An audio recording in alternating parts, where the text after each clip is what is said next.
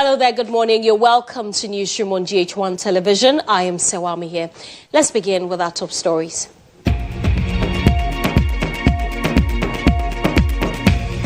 And coming up in the next hour, an Accra High Court has granted Kwame Bafo bail in the sum of 100,000 Ghana cedis with 2 sureties. Also coming up, family of late Charles Emisa seeks 20 million cedis in damages as they officially drag the Attorney General and 3 major public hospitals to court over his tragic passing. Also coming up, government defers evacuation date for Ghanaian nationals in South Africa as number of evacuees surges to 800. And in business, Bank of Ghana expects non-performing loans in the banking sector to decline further as new regulatory and guidelines begin to take effect. Later on the international front, Sierra Leone welcomes United States deportation flight under Trump crackdown.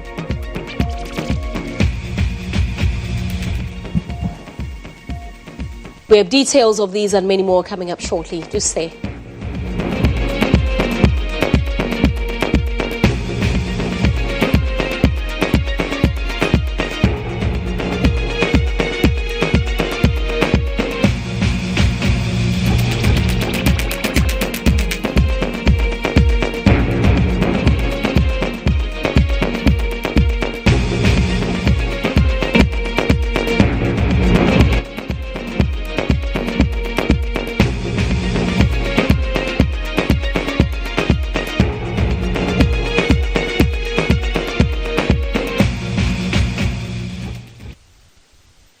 You're welcome once again to Newsroom on GH1 Television. I am Serwaa Amihere. The news is streaming live on YouTube, on Facebook and on X. This morning, the High Court in Accra has granted the Bono Regional Chairman of the NPP, Kwame Bafo, popularly known as Abronye DC, a bail in the sum of 100,000 Ghana cedis with 2 sureties to be justified. The bail comes after the Attorney General, through the Deputy Attorney General, Dr. Justice Serwaa, waived the prosecution's right to oppose the grant of bail. Justice Halima El Alawa Abdul Basit also ordered, as part of the bail conditions, that he reports to the Criminal Investigation Department headquarters once every 2 weeks. He is also to surrender his traveling documents to the registry of the court and not to travel outside the jurisdiction without the permission of the court. On Thursday, May 21, 2026, Kojo Nkrumah, while being led by former AG Godfred Yeboadame, moved the application for bail pending the final determination of the case. But the Deputy Attorney General, Dr. Justice Serwaa, said the AG is not opposed to the grant of bail to the accused. Abronye DC had been remanded by the Circuit Court for 2 weeks in connection with ongoing investigations into alleged misinformation and offensive public statement. But following these latest developments, Abronye DC will have his temporary freedom should he satisfy the bail conditions granted him by the High Court.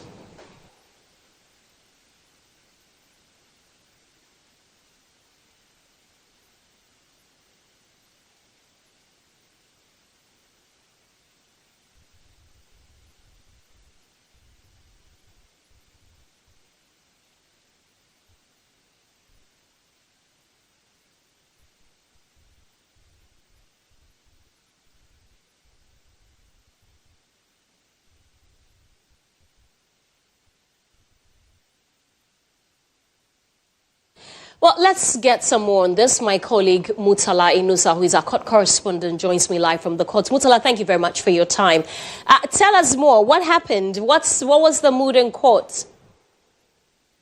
Well, so it was a charged atmosphere. You know that yesterday the matter was supposed to have been heard on the instance of the Attorney General. It was adjourned today for the state to file the court as to whether they intend to respond to the matter before the court, especially when the state prosecutors indicated that they would need some clarity from the investigators handling the matter. Justice Halima El Alawa Abdul Basit adjourned the matter to this morning. And when the matter was called this morning, I must also say that Abronye was not physically present in court. Upon Nkrumah, make the Pogojo upon Nkrumah, who was led by former Attorney General Godfrey Adami, make the point that they intend to move on application for bail. And Deputy Attorney General Dr. Jesus Remsai indicated that the prosecution is not opposed to the grant of bail, and that makes the matter straightforward for the judge. Now, it is for the judge to decide whether to admit the accused person to bail or not. The judge listened to them and make the point that Abronye be granted bail in a sum of 100,000 Ghana cedis with two sureties to be justified. He's also supposed to hand over all his traveling documents to the registry of the court and also report to the police once every 2 weeks until the substantive matter, is dealt with. But of course, the atmosphere, you saw some of the minority NPP side present at the court to lend support. But basically, that was what happened in court, and the atmosphere was a bit charged. Very much. Mutala Inusa is our court correspondent. Let's speak with investigative journalist Manasseh Azure Awini, who has criticized President John Dramani Mahama over what he describes as an increasing attack on free speech and the abuse of laws on false publication under the current administration. In an open letter titled President Mahama, I Feel Ashamed, he expressed disappointment in what he says is a growing pattern of arrests and detentions targeting critics of the government, particularly members of the opposition New Patriotic Party.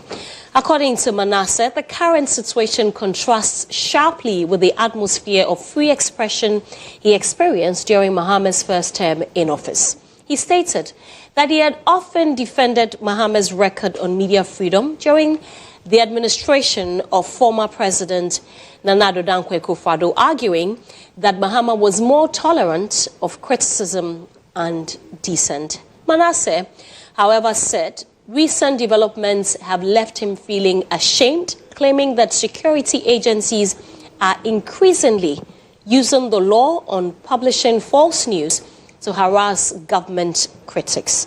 He cited cases in which individuals were allegedly arrested or detained over comments made online, including social media posts relating to power outages. He argued that many of the cases fail in court because the charges lack merit. Manasseh says a lot more, but thankfully he joins me live on Zoom to have a conversation on this. Manasseh, thank you very much for your time. Good morning, and it's good to speak to you. Good morning, Serwaa. Manasseh, so there are those who have said that for someone who has experienced quite a number of regimes, and for you who had to literally run away from the past administration, is this something so grave that you have to complain about, quote and unquote? Yes, it is grave, Serwaa.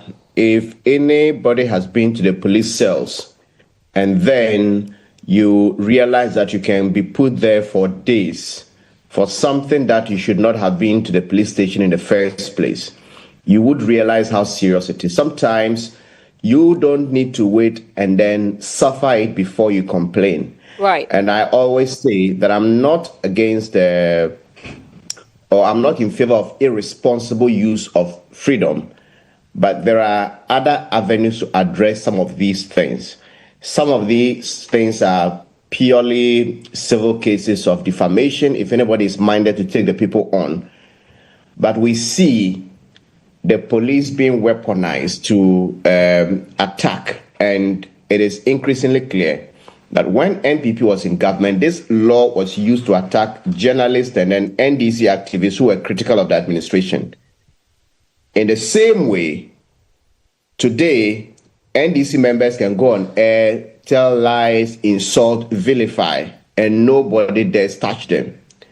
So we shouldn't wait till it gets to the point where people have to run away before we say it is critical.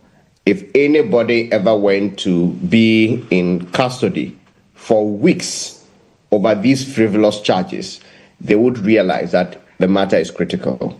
Okay, Manasseh, but where do we draw the line between political commentary and passing comments that, as some have suggested, for instance, undermines judicial authority and independence? Because they cite the case of Abronya, for instance, who says that a judge is not a judge. She's a politician wearing something on her head, a sack on her head. And they say that that is undermining judicial independence and authority. Is that a criminal offense? Has the judge found reason, or the judiciary found reason, to cite Abronya for contempt? Why is it the police who are arresting him?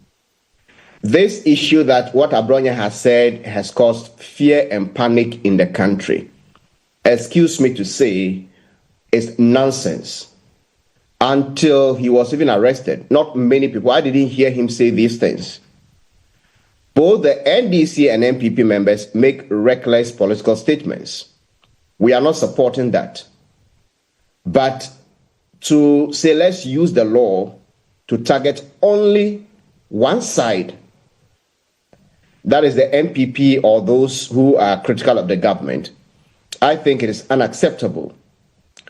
I have said that in the past 10 years or so, between 2015 and 2025, I was sued 11 times for defamation. These were things I published or said. And I'm fine. If you sue me for defamation, I'll go to court and defend myself. Don't use the police to harass me. All those who sued me claimed that what I said was not true. If the police had been used, I would have been remanded 11 times. But guess what?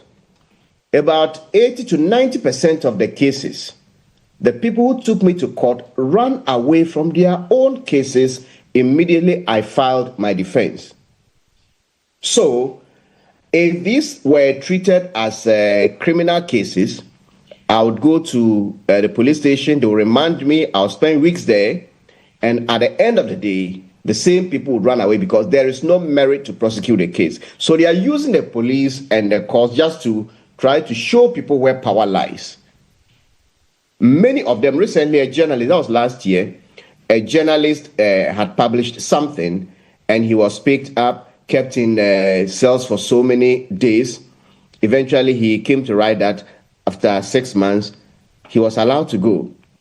So this is what I'm talking about. I am not saying that we should encourage these things, but there are other avenues. And most of these things are like civil matters, that if someone is minded, if you publish something that is not true and someone is defamed, they should take it to court.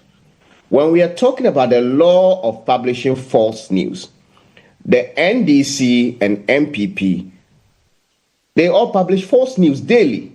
We have government ministers. I think somewhere last year or so, I think the Minister of Communication held a press conference and spoke about this false news, and there was going to be a law. And then a day or two later, he said something. DSTV came out to say, look, what you said is false. Nobody arrested him.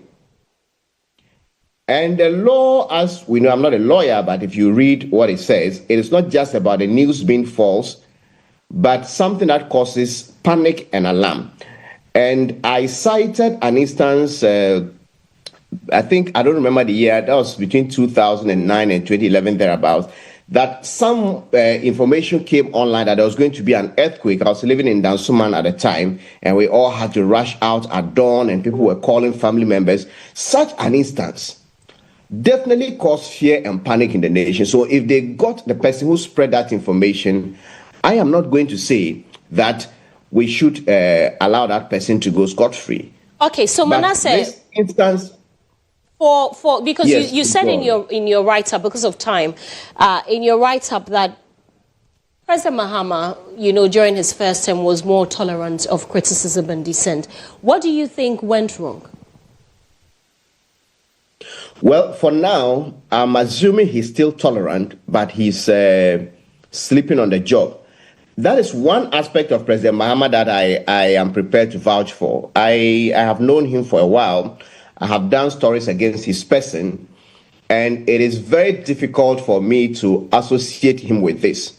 But the buck stops with him. Some of the people who were arrested were reported by the president's appointees. The IGP is the president's appointee. And I dare say that if the IGP and the police were going after NDC activists, I'm not sure they will sit down and watch. So he is the ultimate authority. So if this is going on and he's sitting down unconcerned, we will blame him. But it's very difficult for me to say that I have seen some change in his person. Of course, these things and his silence would lead to that conclusion. But it's very difficult for me to say what has changed in his character. Thank you very much, Manasseh. Because of time, we'll have to end it here. Manasseh Azure is an investigative journalist there. Still on this, former national chairman of the NPP, Paul Afoko, has condemned what he describes as the indiscriminate persecution of NPP members, insisting that no public official, including judges, should be shielded from criticism.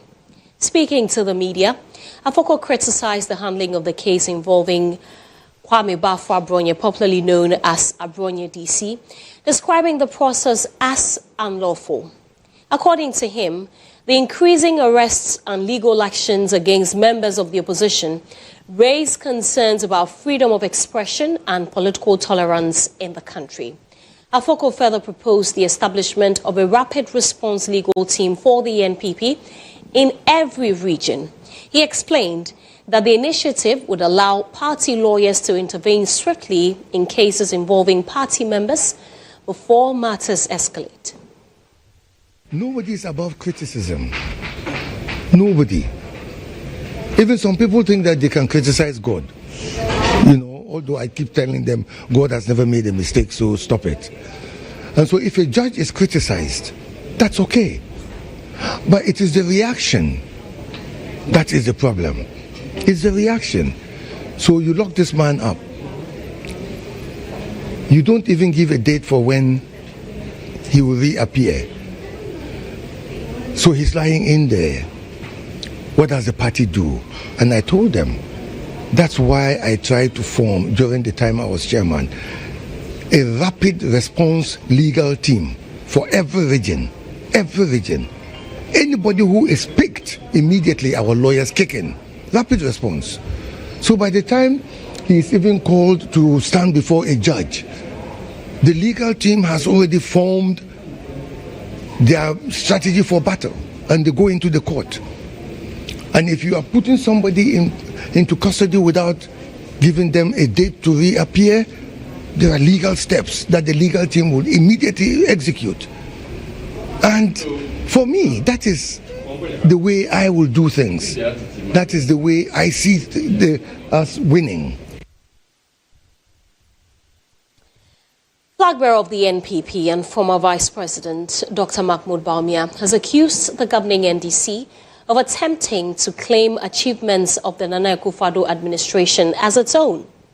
Addressing the minority caucus ahead of the resumption of Parliament, Dr. Bawumia said the NDC cannot point to any new policies it has introduced that have contributed to stability in the country. He also urged minority MPs to strongly defend the record and accomplishments of the previous government.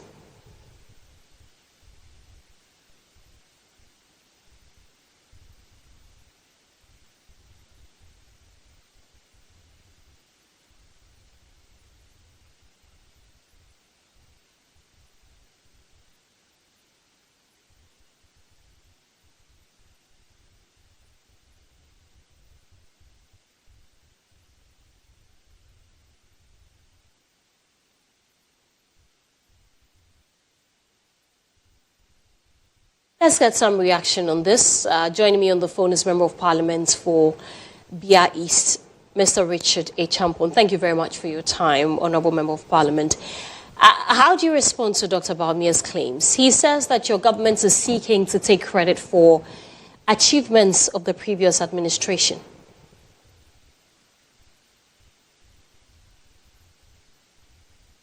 Hello? Hello, Mr. Champon.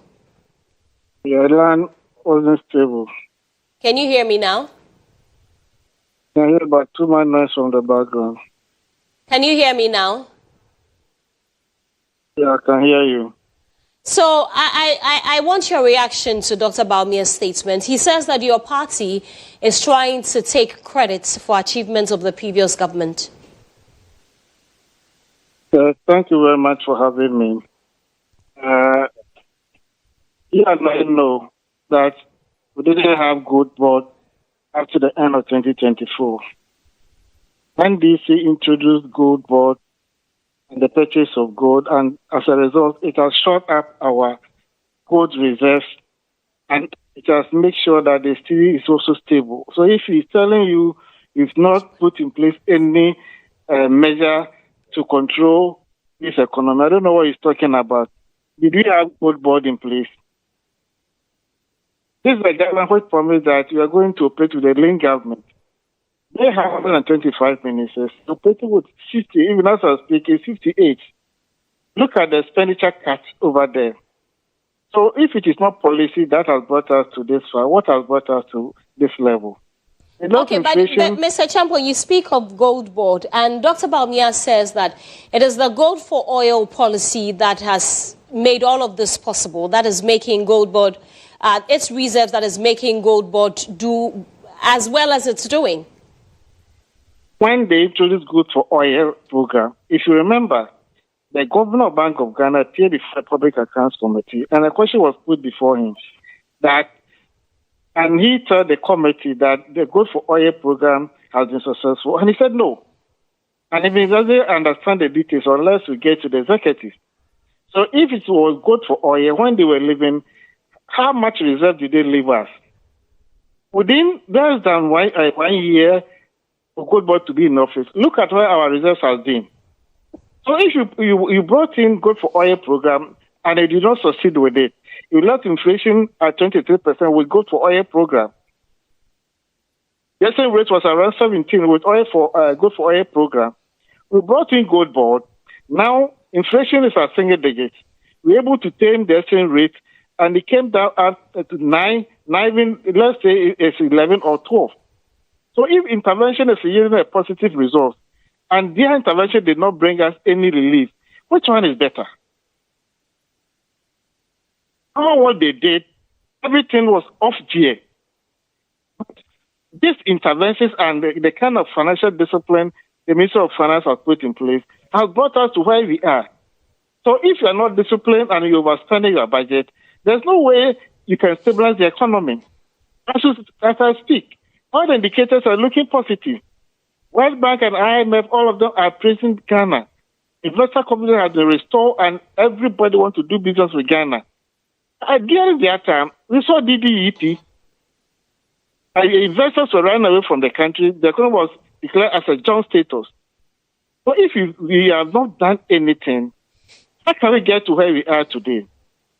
The best thing they can do is to praise this administration than to run around just trying to throw that into the eyes of ordinary people. We also saw what happened under their regime. So the judges are out there. They know what they went through, and they know what they're experiencing today. Go to the importers and ask them. Those days, if you needed $10,000, you have to make out 170,000 Ghana cedis. Today, you only need maximum 120 Ghana cedis. Look at the savings, about 50,000 Ghana cedis savings. And we are saying you've not done anything. All what they did, the question is, what was the benefit? Thank you very much. What was the benefit to you and I? Thank you very much, Mr. Champon. Richard Champon is the Honourable Member of Parliament for the Bia East constituency. Away from that, the family of the late Charles Emisa has officially dragged the Attorney General and 3 major public hospitals to court over his tragic passing.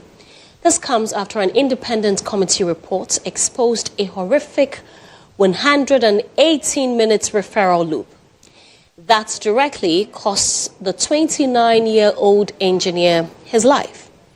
The ACOSA committee explicitly concluded that Charles did not die from instant trauma, but rather died from a slow, systematic failure of medical responsibility. Here is a news desk report.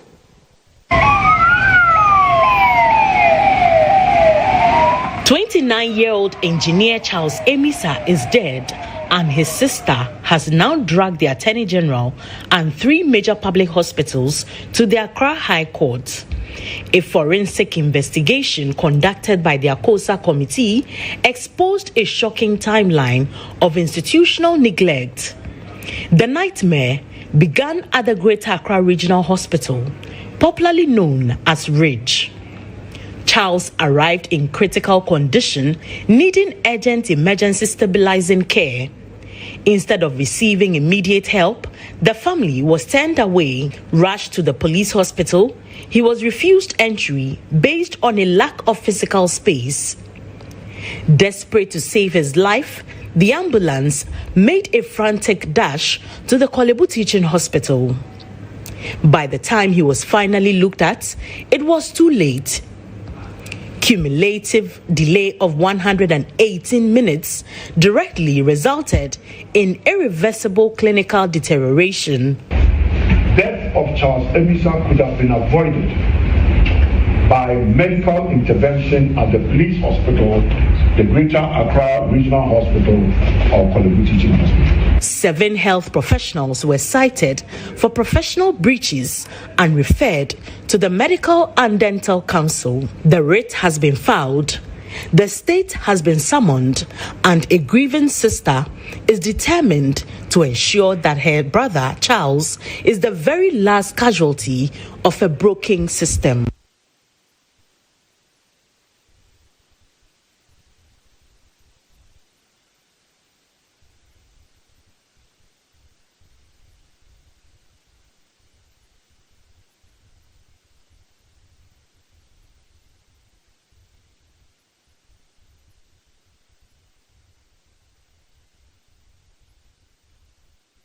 Well, we'll follow that story very keenly and be updating you from time to time.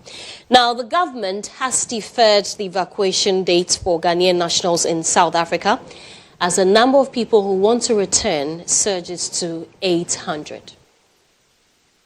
Statement issued by the ministry, government said all evacuated Ghanaians would benefit from Welcome Home financial package as well as transportation assistance to enable them travel to their various destinations across the country. The package also includes a reintegration allowance, free psychosocial support, and placement in a special government database for job and startup opportunities. The attacks, which have largely been linked to anti-immigration protests and growing economic frustrations, has sparked fear across migrant communities and prompted diplomatic intervention from several African governments. The latest incident gained international attention after disturbing videos circulated on social media showing foreign nationals being harassed, threatened, and assaulted in parts of Johannesburg, Pretoria, and KwaZulu-Natal. In one widely shared video, a Ghanaian man was allegedly confronted and ordered to leave South Africa, triggering outrage in Ghana and among the wider African community.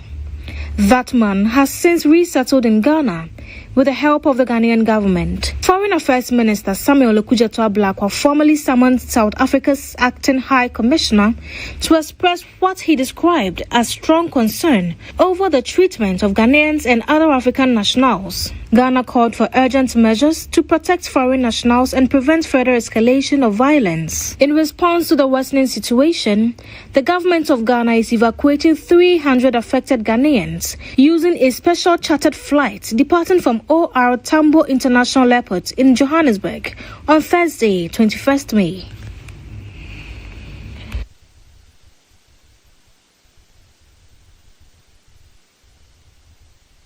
Well, it's important to note that the number has shot up to 800, and that is why the date has been deferred. Meanwhile, international relations expert has lauded the government for its intervention. He further admitted the government to adopt economic measures to encourage people not to travel outside the country to seek greener pastures.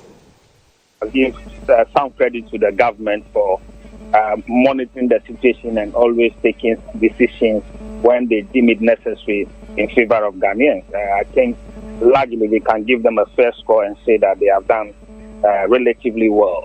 Of course, the situation is not totally over, so we will still continue to see how the government responds to this.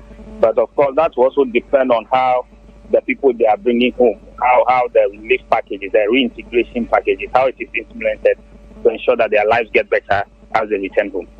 You must understand that these are peculiar people who have gone out there trying to make life for themselves. Unfortunately, they have come under certain level of violence, attack, and so forth and so on. You must also recognize that if they had succeeded in South Africa, the remittances they send home are a major component of government earning in this country. That does not mean that those of us that we don't pay taxes. So as a group that has come under unique challenges, it is just right that government adopt a policy that is peculiar to them. And of course, that should also mean that government should be adopting policies that make the economy better, so that we address the root causes of where people will take the risk to go to other countries in search for jobs that sometimes are not even available. A section of women from low and middle income communities in Accra are calling for stable electricity supply to help ease the impact of rising heat levels on their daily lives and livelihoods. They say the erratic power supply worsens the discomfort and health challenges associated with extreme heat, making it difficult to cope at home and at work. The concerns were raised at a workshop held in Accra under the Pan-African and Transdisciplinary Lens on the Margins, Tackling the Risks of Extreme Events project, known as the Palm Trees Project. The Palm Trees Project seeks to co-produce climate information and policy responses that prioritize the needs of marginalized groups while amplifying their voices in climate governance. Participants at the workshop were drawn from 9 low and middle-income communities in Accra, including Kotobabi, Malamata, Choko, Jamestown, Nima, Dakuman, Accra Newtown, Kanda, and Mamobi, Dean of Students and Senior Lecturer at the Department of Atmospheric and Climate Sciences at the University of Energy and Natural Resources, Dr. Naomi Kumi, said findings from the research identified 3 key factors critical to helping women cope with heat stress: access to water, money, and reliable energy. What they highlighted is the energy, because they feel like already there's serious heat stress because temperatures are high, humidities are very high, especially in the coastal areas. So if there's lack of energy, so if there's lack of electricity, compounding the excess heat they are getting brings a lot of discomfort to these women. Some will have to close their shops and go back home. It means workforce has been distracted. And if workforce is distracted, it affects their income generation. Research assistant on the Palm Trees Project, Victoria Aseye-Fianyeku, explained that heat stress is also taking a financial toll on women, many of whom spend extra money on water, electricity, and other coping measures to manage the effects of the heat. Most of them gave some coping mechanisms like bathing regularly, taking in water, enough water to cool the body, and also getting shade. And those who have a lot of income or money, they get tools that can help their rooms a bit cool, like air condition and then fan. Some of the women also shared personal experiences about how heat stress is affecting their health, sleep, productivity, and general well-being. I learned that when I'm working and I'm tired, I have to rest. That is the important thing for me. Resting is the most important thing that I'm here today. Now, from you see where I'm from, the heat is too much for us, and they are cutting down the trees over there, especially for charcoal and those things. So by March, April, it's very dangerous if you are there. I am in Normani, a demo. My shop usually gets so hot because it is a container. Sometimes the fan rather produces heat. I have to get out of the store when it's a bit okay outside to manage the heat.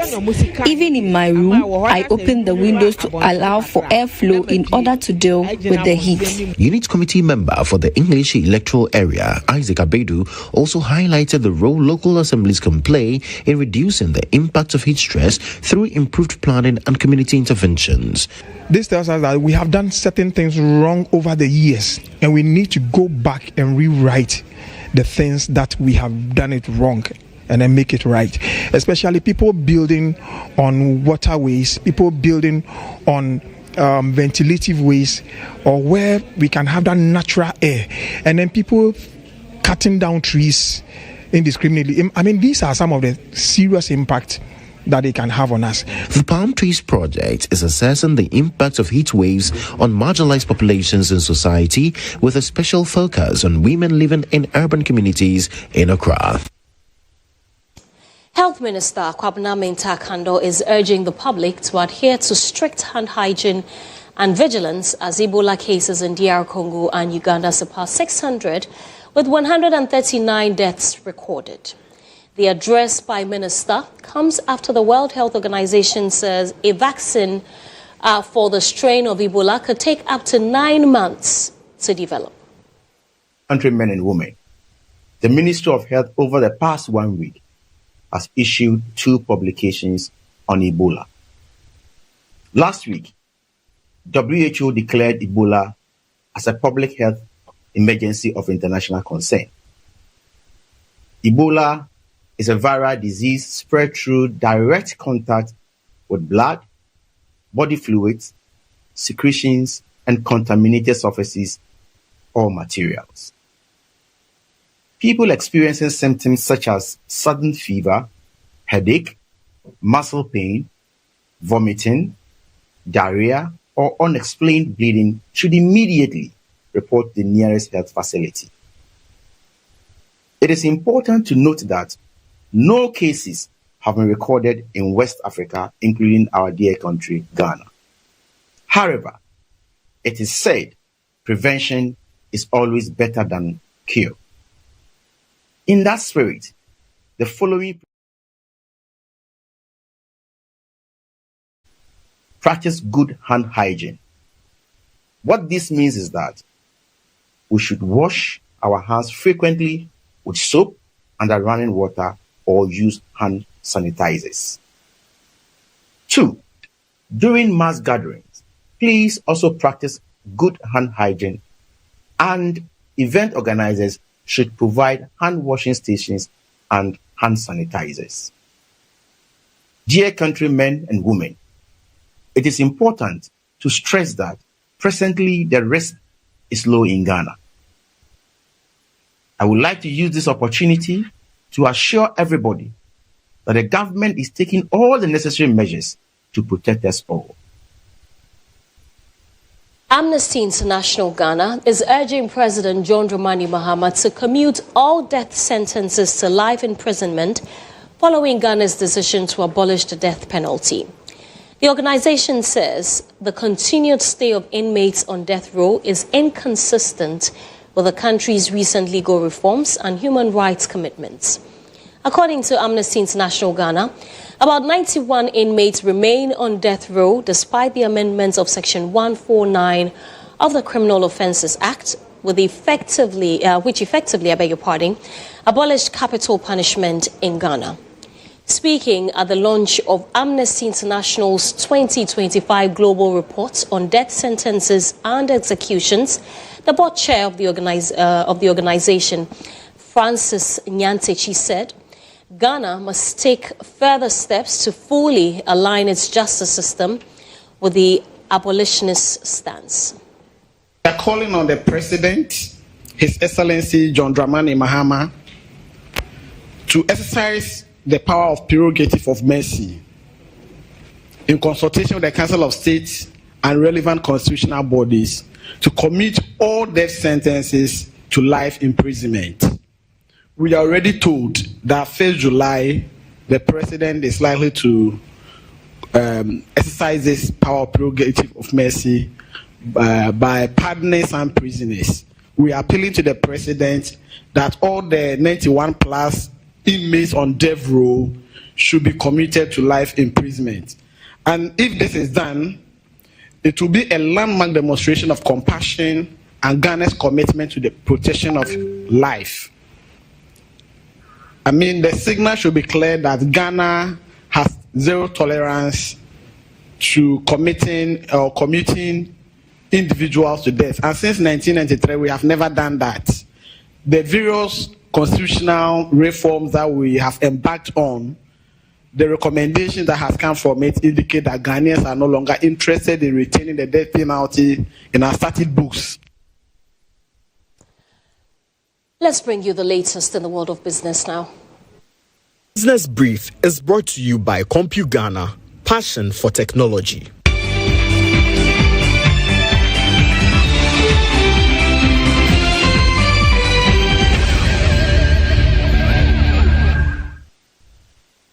The Monetary Policy Committee of the Bank of Ghana has maintained the policy rate at 14% despite growing global economic uncertainties linked to the ongoing Middle East conflict. According to the committee, although inflationary pressures are beginning to re-emerge globally due to rising energy and food prices, Ghana's economy continues to show signs of resilience supported by improving fiscal and external sector performance. There's more in this report. The policy rate remains the benchmark interest rate that influences cost of borrowing across the country. The decision means the central bank's monetary policy stance remains unchanged to sustain the disinflation process while supporting economic recovery. According to the bank, the global economic outlook has weakened due to the prolonged conflict in the Middle East, reigniting inflationary pressures in both advanced and emerging economies. Addressing the media after the 130th Monetary Policy Committee meeting, Governor of the Bank of Ghana, Dr. Johnson Esiema, says despite the external challenges, Ghana's domestic economy recorded strong growth in the first quarter of 2026. Inflation remained well below the lower limit of the medium-term target band. Although headline inflation and expectations indicators picked up marginally, core inflation declined, indicating continued easing of underlying inflationary pressures. The latest forecast suggested that inflation is expected to trend upward into the medium-term target band, largely due to base drift effects related to exchange rate movements, food supply conditions, and transport fares. However, the governor noted that based on the overall economic outlook, the Monetary Policy Committee decided to maintain the policy rate at 14%. Relative exchange rate stability, increasing reserve buffers, and continued fiscal discipline are expected to help moderate these upside risks. Based on the above considerations, the committee assessed risks in the outlook to inflation and growth as broadly balanced and decided to maintain the monetary policy rate at 14.0%. The committee will continue to monitor incoming data, in particular relating to potential spillover of the geopolitical tensions to the domestic economy, and take appropriate policy actions when necessary. The committee also announced a new measure requiring banks to maintain the uniform dynamic cash reserve ratio of 20% in domestic currency effective June 4, 2026. The president of ACI Financial Markets Association Ghana, Lawrence Osilaja Bwampong, says hosting the 64th ACI World Congress 2026 in Accra reflects growing international confidence in Africa's financial markets and Ghana's increasing influence within the continent's economic transformation agenda. Speaking at the opening of the Congress, he noted that the gathering provides a platform for global financial leaders, regulators, and market players to strengthen partnerships, exchange ideas, and shape the future of financial markets, with Africa playing an increasingly central role in global financial conversations. Became increasingly clear. There is growing global interest in Africa. Interest in our markets, interest in our potential, interest in our future. And today, the future is gathered right in this room. Ladies and gentlemen, this Congress comes at a defining moment for our global financial markets. Around the world, economies are adapting to shifting realities. Technology is transforming markets at unprecedented speed. Conversations around liquidity, resilience, digital transformation, sustainability, regulation, and regional integration are becoming increasingly important. At the same time, Africa's financial market story continues to evolve rapidly, driven by innovation, reform, resilience, and ambition. Now, this Congress, therefore, provides more than just a platform for discussion. It provides an opportunity to connect, to collaborate, to challenge ideas, to build partnerships, and ultimately to shape the future together. Still on the Congress, Chairman of the ACI Financial Markets Association, Roy Daniel, has noted that 7 out of 8 countries currently seeking affiliation with the ACI are from Africa, reflecting the continent's growing ambition to strengthen its participation and influence within the global financial system. Speaking at the 64th ACI Congress, he also described market volatility as an opportunity for growth and innovation, urging participants to use the Congress to build partnerships, exchange ideas, and strengthen professional networks across the global financial industry. These challenging times, ACI continues to grow and expand. At this stage, myself and the management board are busy working with 8 countries to establish themselves as affiliated associations of ACI. And I can proudly tell you that of that 8, 7 come out of the Africa region. ACI itself remains strictly politically neutral, but it would be unwise for us not to recognize the events that are happening in the globe at the moment and the geopolitical instability that takes place. I share a special thought and a special prayer for our many ACI colleagues around the world that are impacted through these tragic events that are taking place.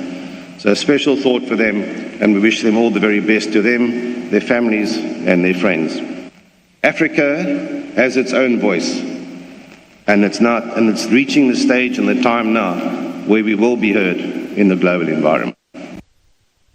And just before we wrap up with business, the Court of Appeal has ordered the Bank of Ghana to restore the license of GN Savings and Loans with immediate effect. But we'll bring you more on that in a subsequent broadcast and, of course, on our social media pages. That's it for business.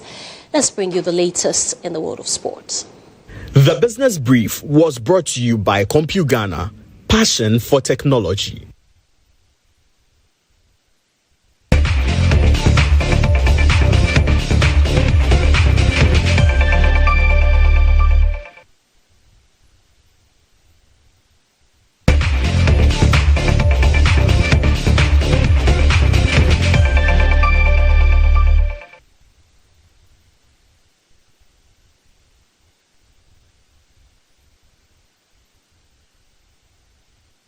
Well, it's time for Sports Brief. My name is Felix Dazi.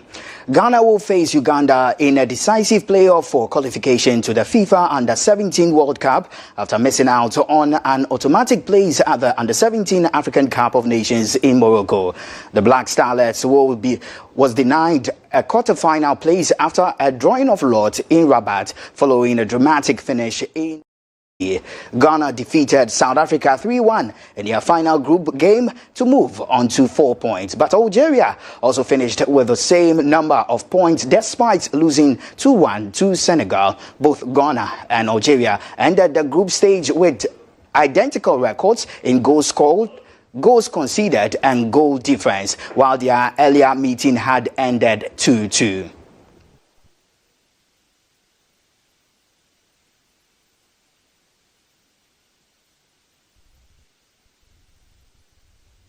And that's it for sports. Up next is E-Zone.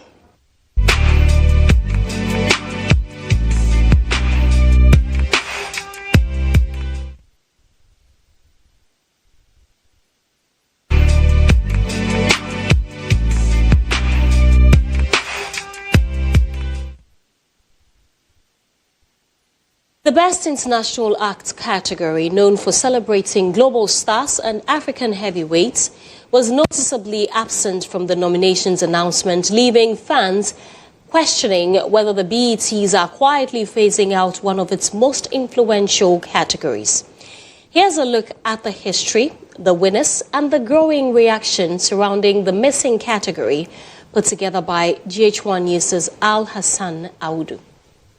Conversations around the 2026 BET Award is growing after the notable absence of the Best International Act category from the initial announcement. The category, which has long celebrated African and global talent, has historically been one of the biggest indicators of the international rise of Afrobeats and African music on the world stage. Despite the omission, African artists are still heavily represented in this year's nominations, with Nigerian stars Tems, Burna Boy, and Ashake earning nominations in major categories ahead of the June 28th ceremony in Los Angeles. Over the years, the Best International Act category has played a major role in spotlighting African excellence. I think Africa has always had it, and it's about that time to take a trip back home, come have fun. This is going down.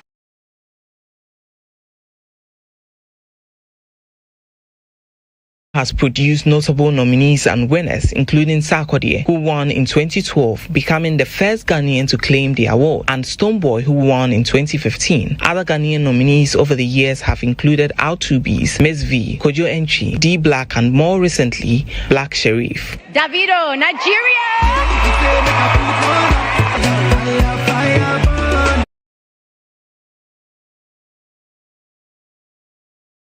Category in recent years, with winners including Wizkid, Davido, Burna Boy, and Tems, while artists such as Tiwa Savage and Yemi Alade also earned nominations. Beyond Ghana and Nigeria, the award has celebrated African stars like South Africa's Black Coffee and Tanzania's Diamond Platinums, reflecting the continent's growing influence on global music culture. For now, fans are waiting to see whether the BET Awards will later announce the Best International Act category separately, or if 2026 marks a major shift in how the awards recognize international talent.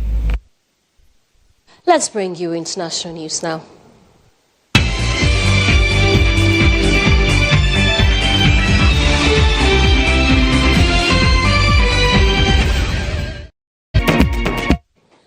Sierra Leone received its first U.S. deportation flight on Wednesday as President Donald Trump's immigration crackdown expands across Africa.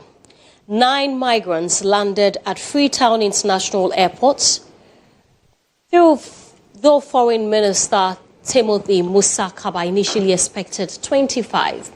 The group, 7 men and 2 women from Nigeria, Ghana, Guinea, and Senegal, were escorted by police with heads bowed. Health official Doris Barr said they were traumatized due to the months in chains during detention in the U.S. Some were arrested at work or while playing football. Freetown has agreed to accept up to 300 deportees per year, but only ECOWAS nationals.